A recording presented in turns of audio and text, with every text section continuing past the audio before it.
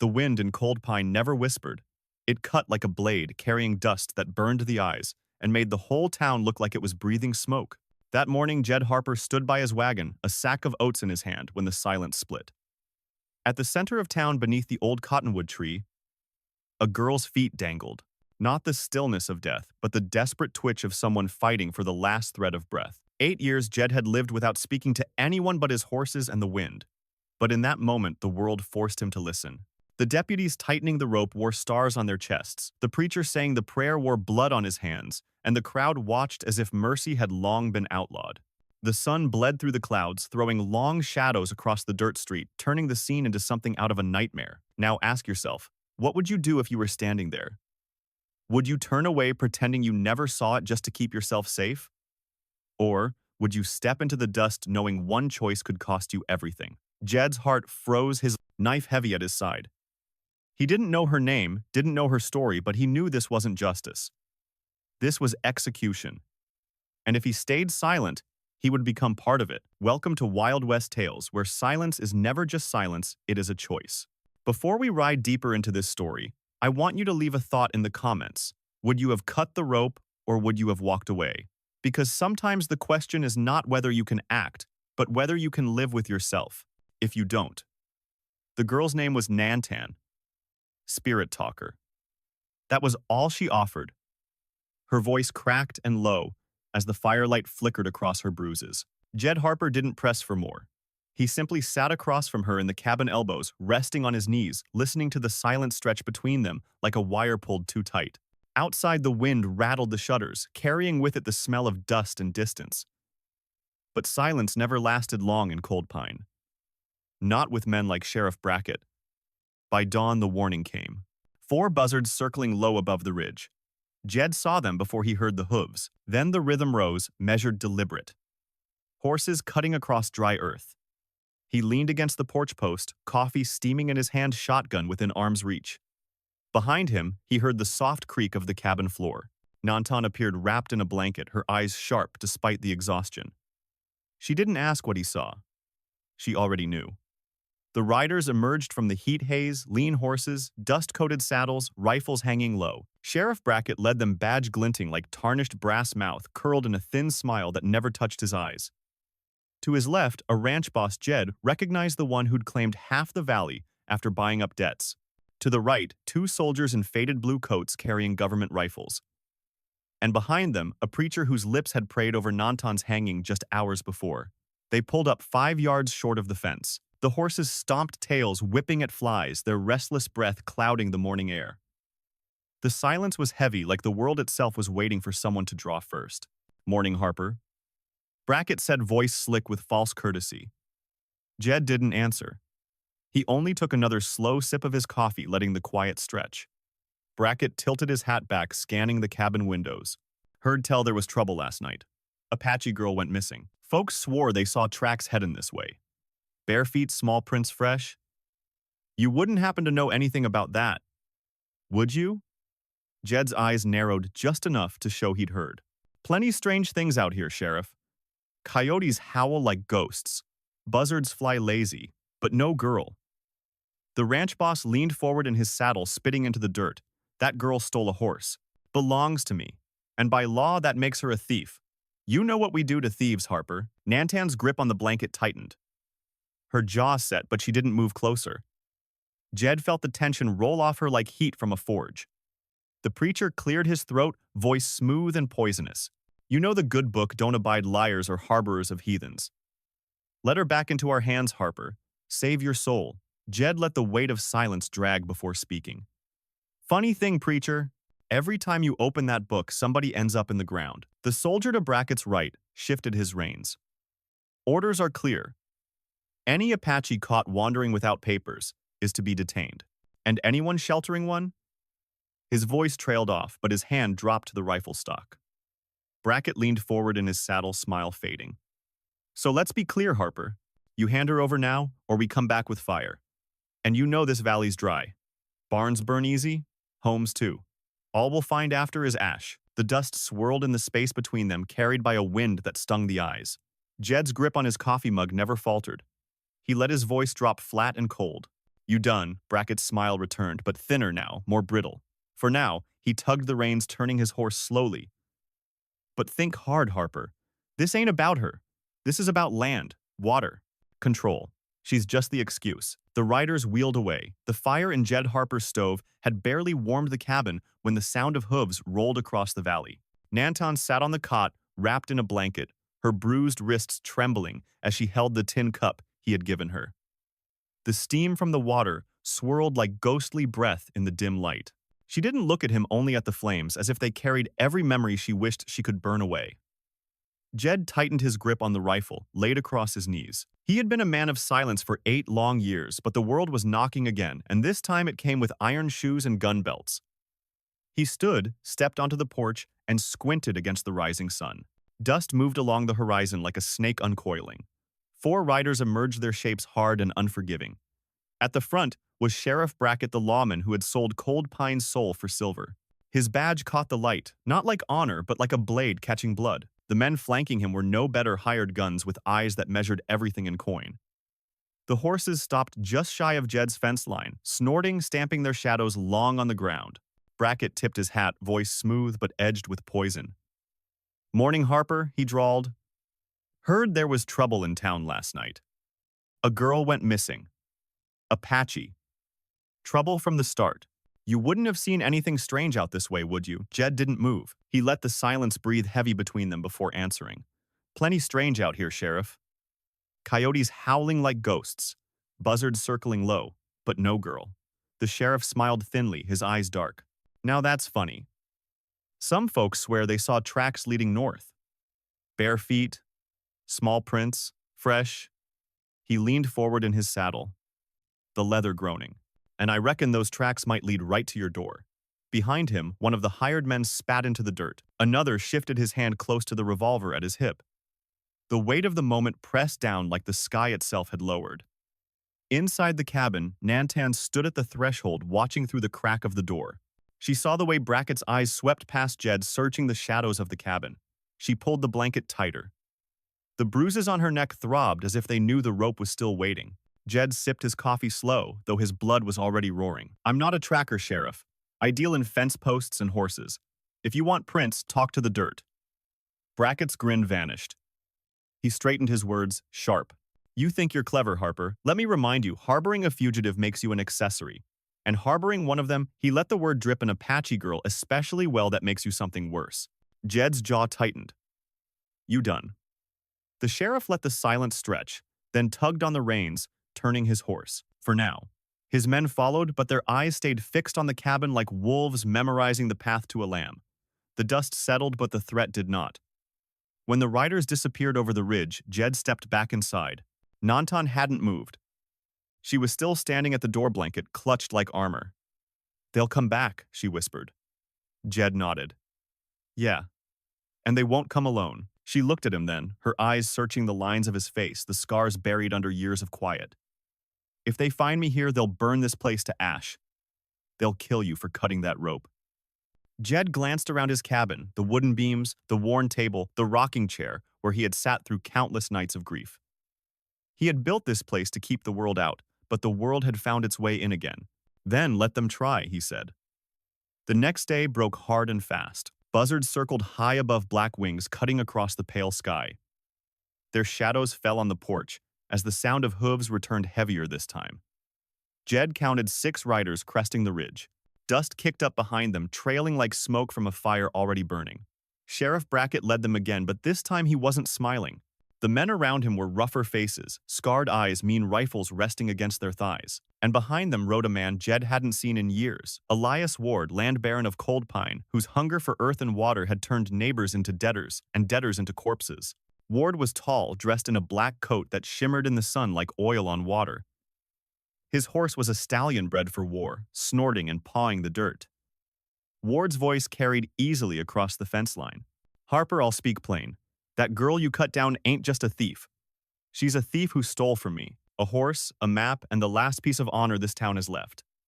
Nantan stepped forward, her voice raw but steady. "You lie. The only thing I took was breath back from your noose." Ward's laugh was cold. "She's got fire. I'll give her that. But fire don't mean innocence. He pointed a gloved hand at Jed. Hand her over, Harper, or I'll take more than just your land. I'll salt your soil so nothing grows here again. I'll burn your house down until not even ghosts can live in it. Jed stood on the porch shotgun, leaning against the doorframe. His eyes never left Ward's. This land's mine. Paid for with blood long before you bought the law. The riders shifted the tension thick enough to choke. One horse pawed the earth dust, swirling like smoke from gunpowder. The air was dry heavy. Every creak of saddle leather sounded like the cocking of a revolver. Brackett spat, "Don't be a fool, Jed. You know how this ends. You're outnumbered, outgunned. One word from Ward, and we'll bury you in your own field." Jed's voice was calm, low, but unshakable. "I've buried worse." It wasn't just about the girl. Jed knew that now. Brackett and Ward weren't here for justice. They were here because the land beneath his boots carried water veins that bled into the valley, a lifeline in a country where rivers ran dry and thirst killed faster than bullets. Ward's empire wasn't built on cattle or grain. It was built on control of wells, of maps, of secrets carved into the dirt by generations long before him.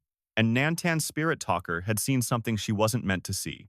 The map Ward accused her of stealing wasn't just lines on paper. It was a path to springs, hidden in the desert springs that could turn barren ground into fortune. And for that, they had tried to hang her. Jed's knuckles whitened on the rifle. He had fought rail wars, watched men die over inches of track. He knew greed when he saw it. Ward's eyes weren't on Nantan. They were on the hills behind Jed's cabin, where the creek bed ran dry on the surface, but whispered of water deep below. "You'll never own this land," Jed said, voice steady. "Not while I'm breathing." Ward's grin was thin, sharp.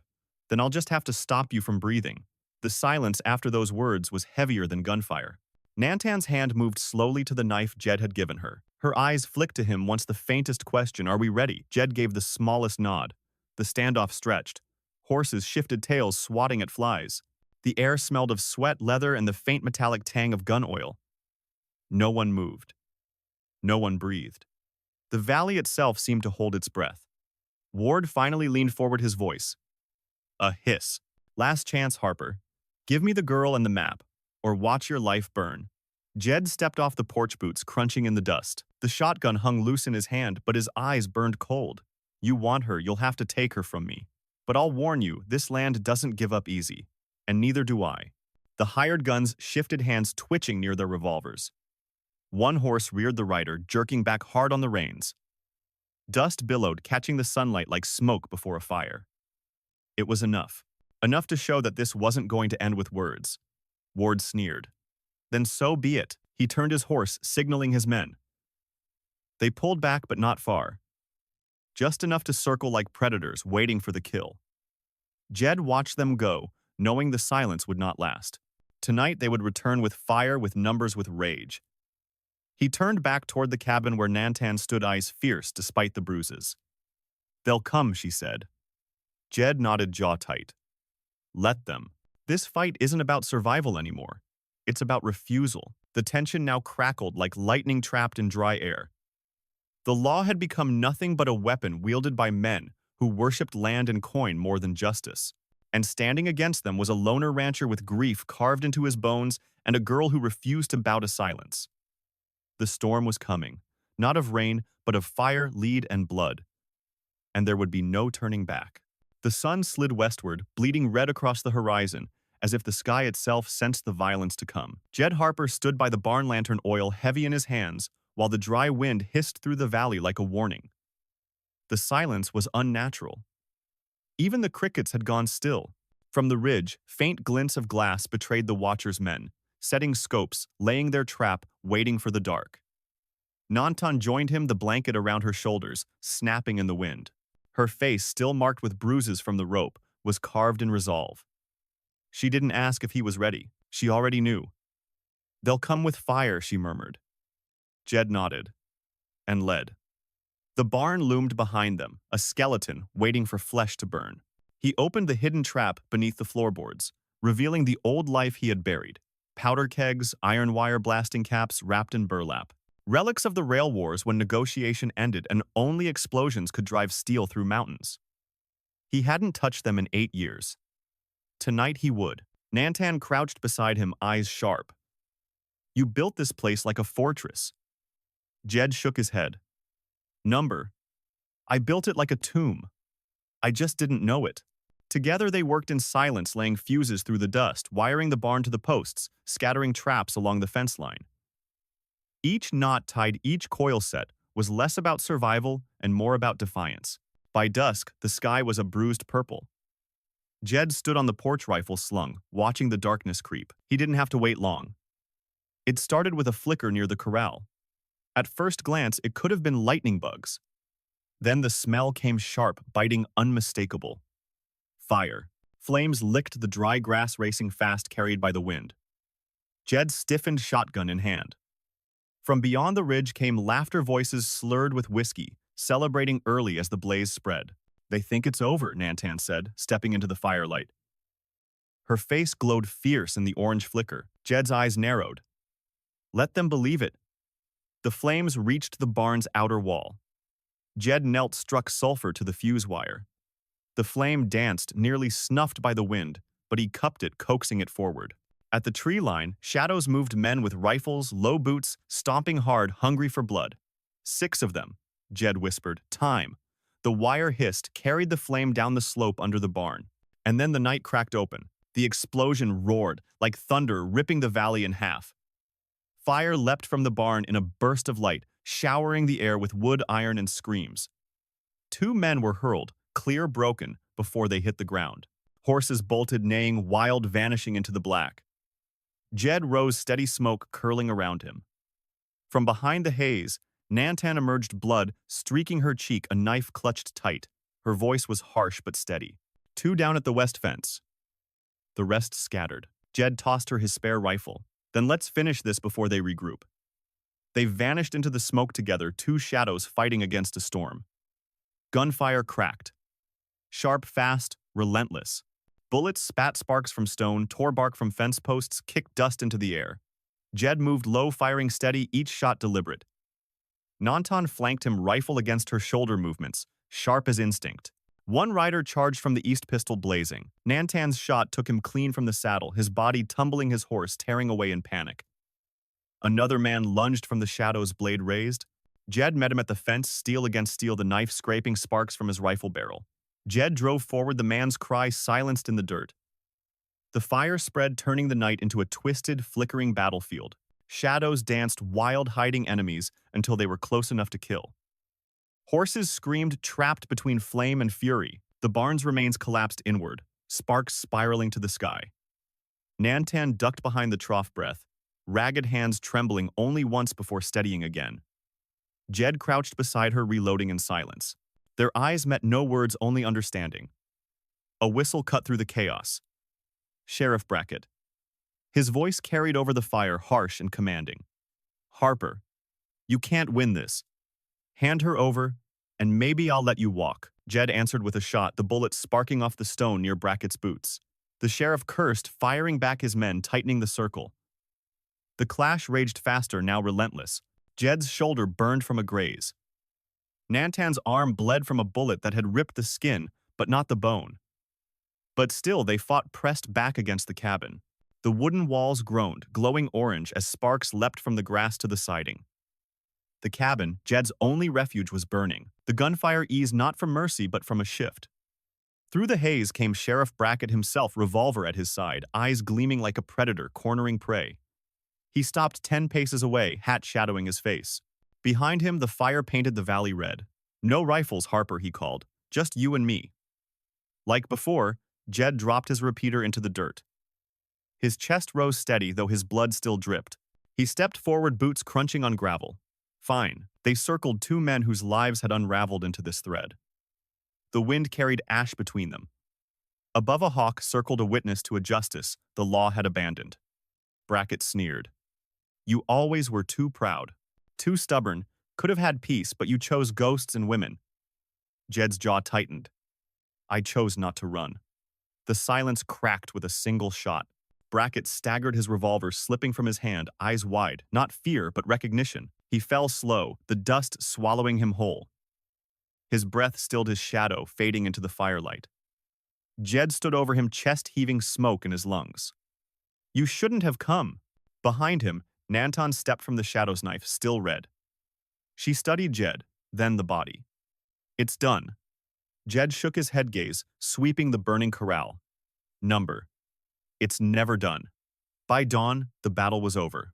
The corral was a graveyard of ash and twisted wood. The barn was nothing but a charred skeleton smoke curling skyward. Bodies lay scattered, no prayers, no markers, just dirt to cover them. Jed and Nanton buried them side by side, sweat, mixing with blood, the silence heavy. Each mound of earth was less about forgiveness and more about ending. When the last was done, Jed stood, hat in his hands, eyes hollow. The land remembers, he muttered. Nanton touched the scar on her palm, watching the sky. So do we. The cabin still stood, though, half burned. Its walls, blackened windows, shattered chimney cracked. Jed looked at it and saw not home but a scar made of wood. You can rebuild, Nanton said softly. Jed shook his head. Some things can't be rebuilt. She stepped closer, holding his gaze. Then build new. For the first time in years, Jed almost smiled. Later, as the sun dipped low, Nanton stood on the porch, a child cradled in her arms, her sister's baby carried through thunder and death, sleeping still as if the world had not burned. She looked north toward Red Basin. My sister waits there, she said. Maybe we can start again. Jed studied her, the baby, the horizon. You'll make it. She tilted her head. And you. He looked at the land, scarred, scorched, but alive. I'll ride south. There's a woman in Denver who still needs escort. My road isn't done yet. Her hand touched his shoulder, the gesture heavier than words. Not unfinished, Harper. Just beginning again. The next morning, the trail split, one to the mountains, one to the plains. They rode together until the fork then stopped. The wind carried the smell of ash, the sound of hooves, the memory of fire. Nanton met his eyes one last time. Justice doesn't come from law. It comes from standing. Jed nodded, and refusing to kneel, she turned north, he turned south. The dust swallowed them both. Two shadows moving into a future, carved by fire. Behind them, the wind whispered through broken fences and scorched earth over blood that would fade but never be forgotten. Ahead lay no peace but purpose. Because in the Wild West, justice was never about courts or badges. It was about the choice to stand firm when silence was easier. About the courage to carry scars, not as shame, but as proof of survival. And sometimes, the only law left was this: staying human meant never forgetting what deserved to be remembered. The valley lay in silence after the storm of fire and blood. Ash drifted in the air like snow carried by the restless wind. What had once been Jed Harper's refuge was now nothing more than charred beams and blackened earth. The barn was gone, the corral broken, the cabin scarred by flame. And yet, through the smoke and ruin, life still moved forward, one breath at a time, one choice after another. Jed stood at the edge of the field, his hat low, his gaze fixed on the horizon. Behind him, the graves of the fallen marked the soil without names or prayers. Dirt-covered men who had once believed they held power, men who had mistaken greed for justice. They had come to claim landwater and control, but in the end, they found nothing but silence and dust. Jed had not fought for glory. He had not fought for reward. He had fought because there are moments when silence is betrayal, when standing aside is the same as tightening the rope yourself. Nanton's figure lingered in his mind as he watched the morning light break over the hills. She had walked away carrying more than her own life. She carried the spirit of defiance, the refusal to vanish, and the child who would inherit both memory and hope. Jed knew the world would not welcome her easily. It never welcomed those who carried scars that spoke too loud. But he also knew she would endure, because survival was her inheritance and courage was the language she had chosen to speak.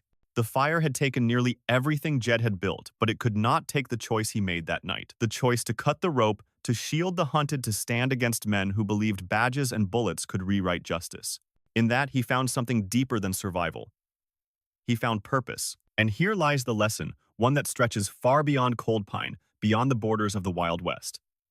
Justice, true justice, is rarely the work of courts or laws. Laws can be bought, bent, or broken.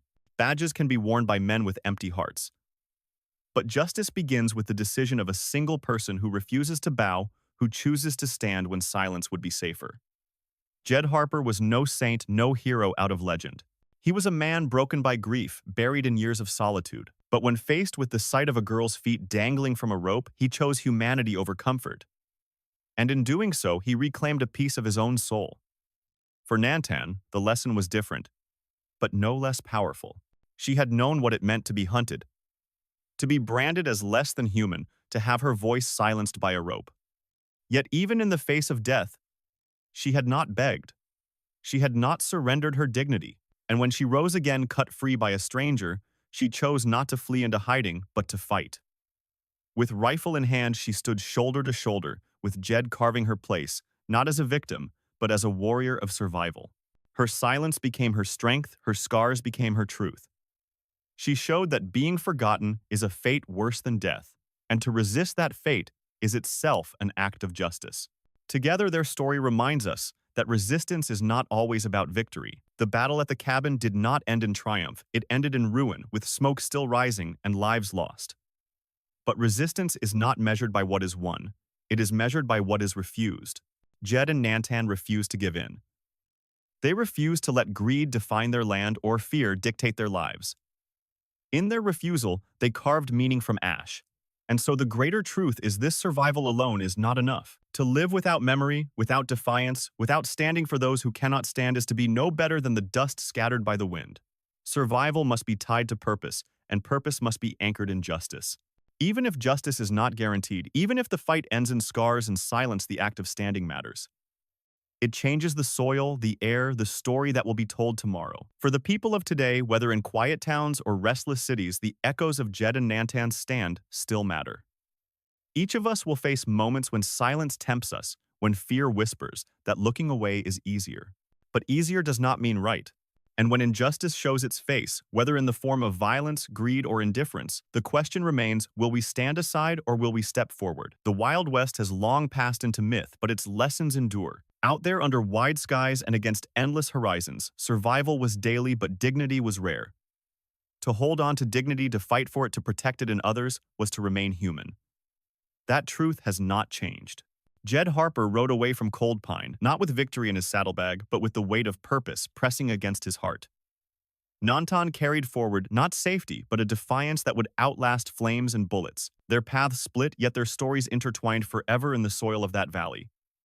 And so the story closes not with peace, but with a promise. The promise that every act of resistance plants a seed. Every refusal to bow tells the world we are still here, and we will not be forgotten. The lesson of the ashes is simple, but it is also eternal. Silence is easy, but standing is necessary. Justice may not always triumph in the moment, but the refusal to surrender that is what keeps us human.